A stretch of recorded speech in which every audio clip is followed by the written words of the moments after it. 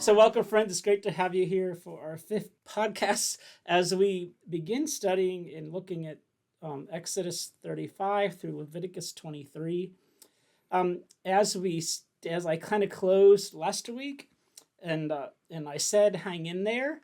These are the scriptures that we're talking about where we want you to hang in there, because we know it gets deep and things in it. And it's even deep for myself and Pastor Tom as we're going into these things. And discussing them with you. We just ask that you hang in there with us and bear with us as we get into these studies. Tom, do you want to say anything about it before we get into? No, I just echo the importance of continuing. Mark the progress that you have made. You're now about 10% of the way through, and just celebrate the wins and keep going. Mm-hmm. I wanted to do a little touch on as it starts here in 35, in Exodus 35. One of the things that starts with, and we talked a little bit about it before, was the Sabbath. And in this particular one, he really gives instructions for the Sabbath. And, basically, at least in my version, it says, do your work for 6 days, but the seventh day should be holy to you, a Sabbath of complete rest for the Lord. And this is the part that gets me. Whoever does any work on the Sabbath will be put to death. And I thought, wow. Because when we think about, this was even to start a fire in their homes, any type of work on the Sabbath would have been put to death. And for those people, to keep those people accountable to that. And it does kind of make you think about, we have people that work, days on are we taking seriously what Sabbath really means as far as a complete rest to devote to the Lord and not to do work? Because I know, and being honest, I know I struggle taking a full 24 hours. Now, I may not be here in the building 24 hours or for that day, but to devote a full 24 hours to completely focus on God or, not to do anything is because I do take time that day. But I'm also washing clothes, paying bills, doing whatever else needs done on that day. And so I think it's difficult to truly commit a full day. At least for me, it is. I think absolutely, it's very hard. I think it's also important to define what work is for you. It may be that, and this may or may not be true for you, but doing laundry may be very restful. If I love gardening, and I do to a certain extent, being out in the dirt can be very restful. Yes. It's not, I think that Sabbath laws are less about activity than, as you say, focusing on God. That's important. Folks that were in worship this past Sunday, as we talked a little bit about Sabbath, heard me invoke Abraham Joshua Heschel, who wrote kind of the definitive work on Sabbath. And he calls it a palace in time. And that's the important thing, is that, Sabbath is given to us as a moment to truly rest in the presence of God. And to remind ourselves that the earth can make one complete revolution. Even if I do nothing, the earth is still going to go around, because it's not dependent on my work. It's not dependent on the things that I do. Life is dependent on God. No, and that's very true. And I have heard actually people say that same thing, that part of their Sabbath is maybe doing gardening or doing whatever it is that they like to do. And so that point's a good point. Don't feel completely bad if it's something that you enjoy doing and you're able to praise God during these times, then definitely continue to do what you're doing. in making sure that it is done for the right reasons. Exactly. Yeah, yes, in the same. Exactly. Well, as we move on in Exodus, we get next to the building of the tabernacle. Both the designing and everybody bringing the pieces to build the tabernacle, and then finally at the end of Exodus, Moses setting up the tabernacle. And I think, one of the interesting understandings that some rabbis offer is to set the building of the tabernacle, the setting up of the tabernacle, next to the story in Genesis chapter 1. And that the thought is that the story in Genesis chapter 1 is the building of a large tabernacle where heaven and earth can meet. And the building of the tabernacle is a small creation where heaven and earth can meet. That the very purpose of life is this union of heaven and earth, which is connected to the doctrine of Sabbath. Yeah. Absolutely. And I think one of the things that really stuck out to me here, and it reminds me a lot to this, is people were encouraged to bring what they had. So they were encouraged to bring gifts, and the gifts went from the most expensive of things, of materials, to gems. But people were asked to bring in what they were asked to. It was like the community was building the temple. They were bringing the stuff in. They were asked to bring in, and they came together. And those who were gifted and skilled were asked to help build the tabernacle. I mean, it was one of the things that just really stuck to me of how the community came together to build this and to help get it settled, and how they worked together to get it done. I will point out that the understanding is that these free will offerings, because it does say those have those whose heart is moved bring gifts. Yes. Those free will offerings were understood to be in addition to the tithe. In worship we talk about tithes and offerings. And in our Christian tradition and in the modern church, we've set aside some of the specifics of this notion of a tithe as 1/10 of all that comes in. Right. But the ancient understanding was that each person was to bring literally 10% of whatever the crop as it came in.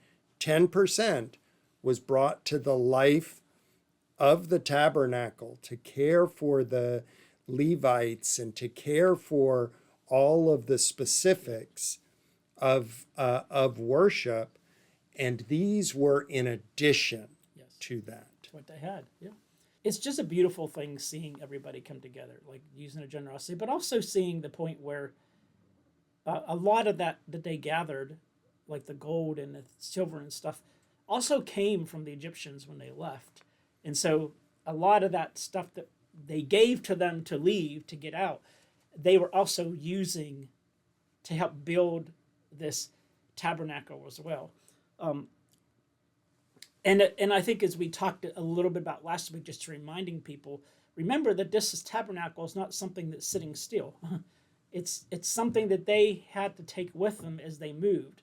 And as it's being built and it's there, when God settled there, they stayed. But when the clouds lifted, they marched. And we start seeing that throughout these chapters that we're reading, that once they get everything set in place, it wasn't something that sat still. And I think that's an important point, both in terms of the story and the moving of the people from Egypt into the promised land, but also in terms of when these particular scriptures were written down. We tend to have this view that scripture was written as these events were happening. And the actual writing happened centuries and centuries after the event. They certainly had the stories, they had the oral tradition, but the actual writing down of the scriptures, the scholars tell us, probably happened when the people were in captivity in Babylon. And when they were in Babylon, one of the questions that the people of faith had to wrestle with was, does God move? Is the promised land where God lives? You know, the temple in Jerusalem was considered God's house and literally the place that God lived. So if you then were 1,000 miles away, they had to wrestle with, am I 1,000 miles from the very presence of God? And these laws with the moving of God helped them to remember, no, we go where God goes. Yeah, and I think when we think about that in our today's society and in our where we live, it's almost wonder if we have it backwards, that we're going where we want to go. We're not necessarily going where God is going or wants us to go. So we get comfortable because we're settled in a place, and then we forget that originally, the church was not supposed to be a place to set, just be still, but the church was called to go and to do. And I think sometimes we just forget and we just get comfortable about what we're doing and what we're supposed to be doing, and we get set in our place, and then we don't end up moving as the church was in that time as it's done. I think comfort is an important place for us to go. Before we started recording, Pastor Dan and I were talking about, all of the specifics around worship, and it can be daunting for us as moderns to read through all of these specifics of which animal do you sacrifice and how do you sacrifice them, and it can be just overwhelming. But I think, for me, there are two things that are crucially important in reading through this. One is to remind myself that these laws were given as a mercy. We're the ones that need, not God. God does not need the blood of a lamb, the bull sacrifice. God doesn't need that. But we need to offer worship. We need to offer ourselves. We need a way to come back. Much later, we're going to get to a story where King David says, "I will not offer to God what costs me nothing." And he's got a point. If there is not any investment on our part in worship, we can begin to take it for granted. I think that as we look back at 2020 and the difficulty that we had with COVID, one of the real blessings for me was a reminder of how important coming together as a community and coming together for worship is. Dietrich Bonhoeffer, in his book Life Together, says that we should not take it for granted that we can come together and worship. And I think that it's easy for us to take this for granted, to take for granted that, well, sure, I can reach out to God. God will always be there for me. It is absolutely true. And at the same time, we need to remember that we are, in point of fact, in the presence of the Almighty Creator of heaven and earth. teenagers back in the day used to talk about a DTR conversation, define the relationship. You know, as a boy and girl started getting together and dating, someone would suggest, let's define this relationship. And there's something important about defining the relationship that we have with God, understanding our place in this, that God is God and I am not. No, that's a really, really good word.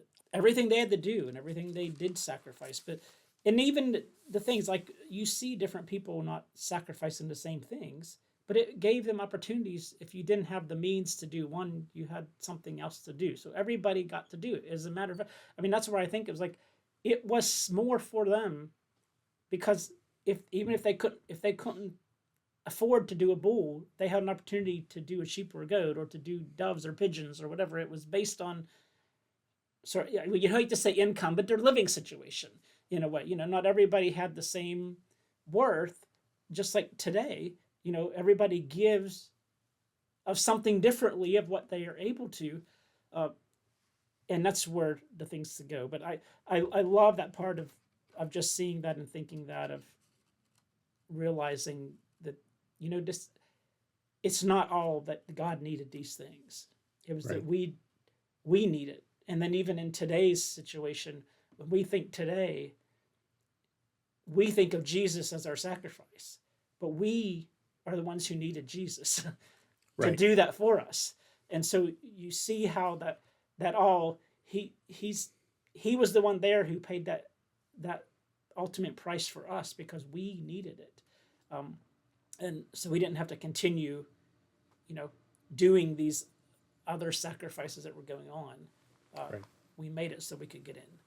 I do want to point our folks to one particular part in Leviticus chapter 12, and as you point out, Dan, the differing levels of sacrifice.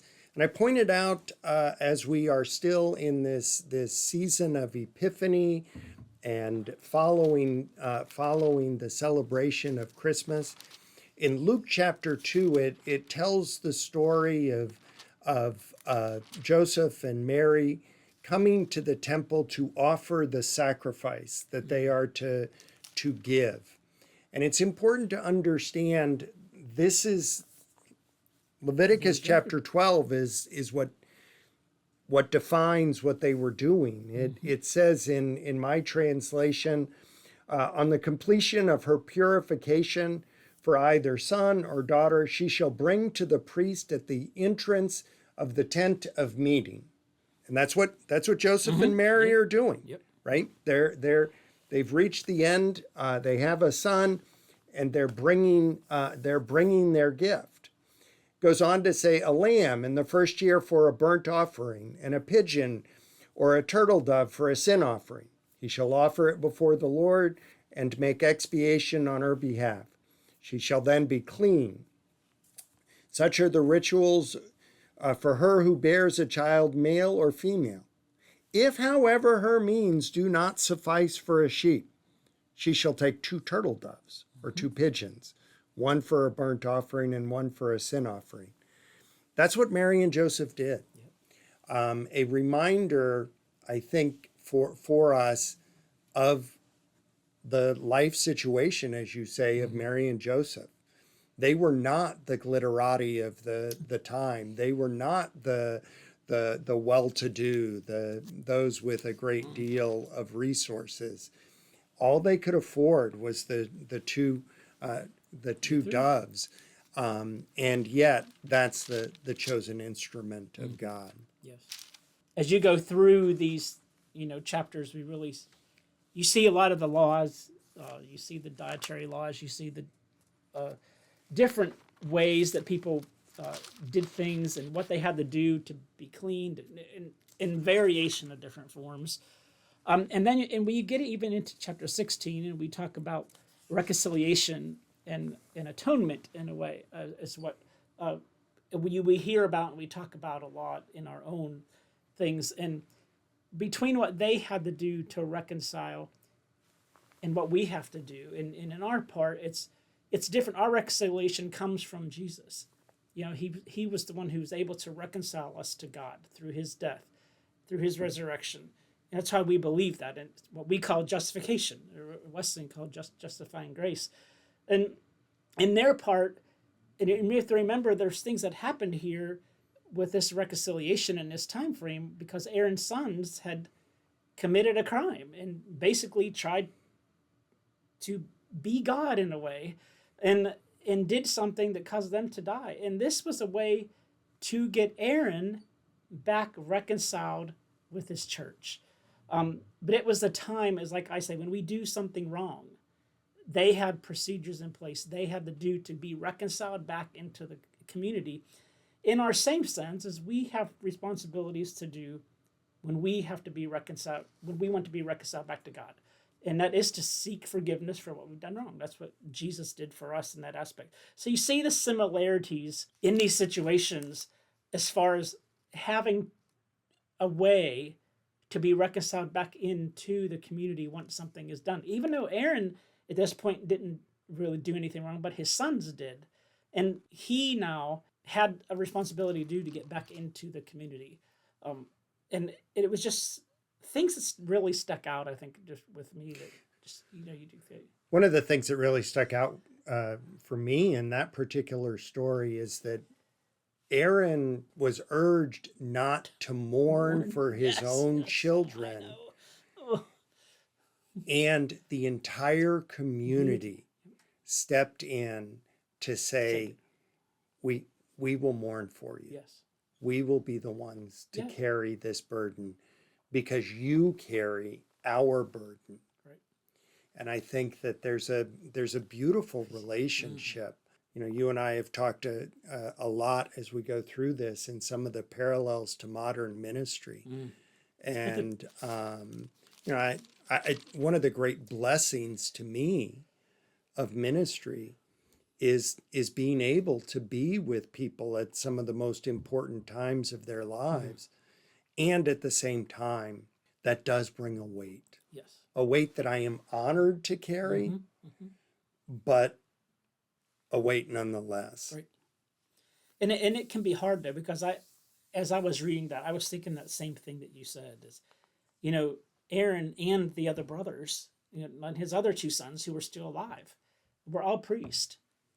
And they were all instructed, like the priest, as priest, you cannot mourn. And I thought, how could you do that how could you not mourn your own family member? You know, but they had a role to do. And this was their role. But like you said, having that community to come back and mourn for you had to be a beautiful thing for him to be experience that as well. Right. And I think, like you said, we, in a sense, we have that same scenarios here where we do. And I think at other times, at least I have, and I'm sure you have at times when you're a pastor, you can feel the support of people in the congregation or the clergy or whatever who are, if you're dealing with something, they're praying for you, they're lifting you up, they're doing whatever they can to help support you in the ministries that we're doing. Yeah, I remember vividly when my father died, and the cards and letters that I received from colleagues and congregation members, and how important that was for them to, in a sense, be mourning for me. I, you know, certainly I was mourning my own father, but it's a beautiful, beautiful thing. Yes. I want to turn us, if we can, to one of the critical ideas in Leviticus. In chapter 19, verse 2, we come across one of the iconic phrases of Leviticus: "You shall be holy, for I, the Lord your God, am holy." It is a great refrain through Leviticus, this notion, you shall be holy, for I am holy. This idea of holiness is very, very central. And I think it's important for us to understand that the Hebrew grounding of this word holy means to be set apart. Usually in Bible studies, I talk about the good china that every family, at least back when I was a kid, it's a little less so nowadays, but back when I was a kid, you had a set of china and silverware that it came out maybe 2-3 times a year, and you knew when it hit the table, okay, this isn't just dinner we're having. This is something special. Yep. Because these dishes were set aside. Yep. They were, in that sense, holy. They were not more pure than the dishes we used every day. They just were special and for special occasions. And I think that what God is saying to here is own up to your identity as chosen and special.